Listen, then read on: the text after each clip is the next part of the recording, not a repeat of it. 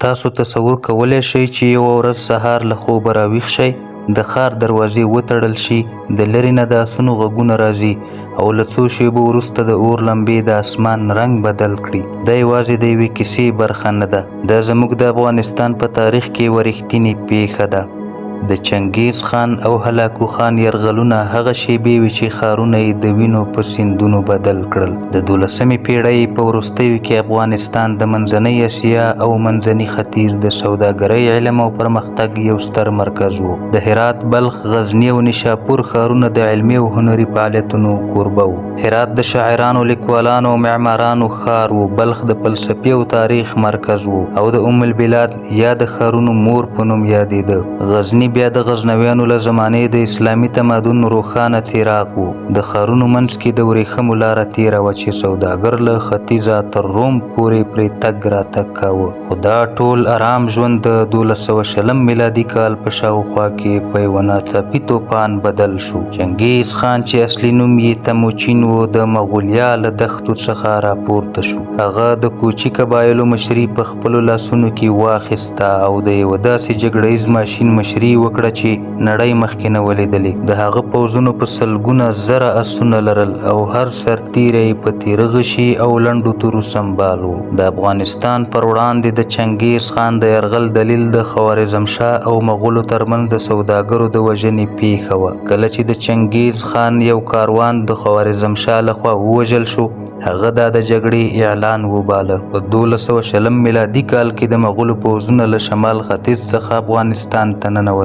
لومړی هدف یې بلخ و. بلخ چې د زرګونو کلونو تمدن یې درلود، د چنګیز خان د یرغل لومړنۍ قرباني شو.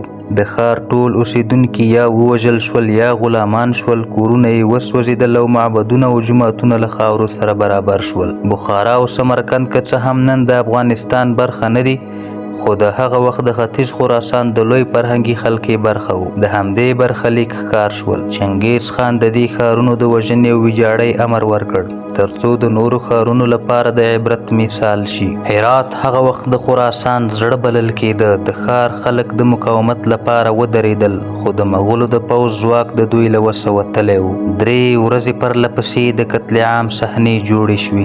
زرګونه سړي، ښځې او ماشومان ووژل شول. ځینې تاریخونه وایي چې د وژل شویو شمېر د ښار د اوسیدونکو له نیمایي ډېر و. په نشاپور کې د چنګیز د زوی وژل کېدو وروسته د انتقام په توګه د ښار ټول خلک ووژل شول او حتی سپي او پیشوګانې هم د وژنې له تیغه تیر شول.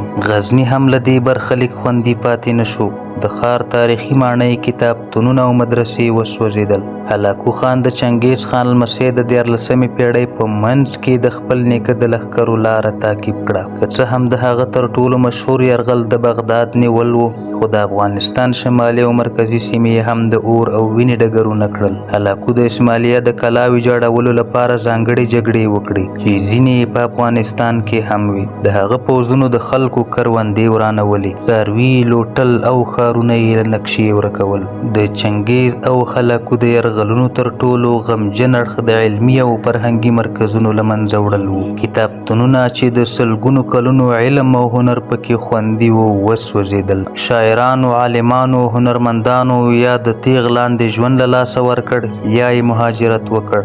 دغه پیړۍ د افغانستان لپاره داسې ټکان و چې د علم او فرهنګ بیا راژوندي کېدل یې سلګونه کلونه وخت ونیو. د چنګیز خان او هلاکو خان یرغلونه یوازې د جګړې داستانونه نه دي، دا د دې حقیقت ښکارندوی دي چې جګړه څنګه تمدنونه ړنګوي. افغانستان چې د تمدنونو ټاټوبی و، په څو کلونو کې په ورانېدلو ښارونو او ویرجنیو کلیو بدل شو. دا کیسه نن هم موږ ته دا پیغام راکوي چې د سولې ارزښت له هر څه لوړ دی او جګړه یوازې د وینو سیلابونه شاته پرېږدي.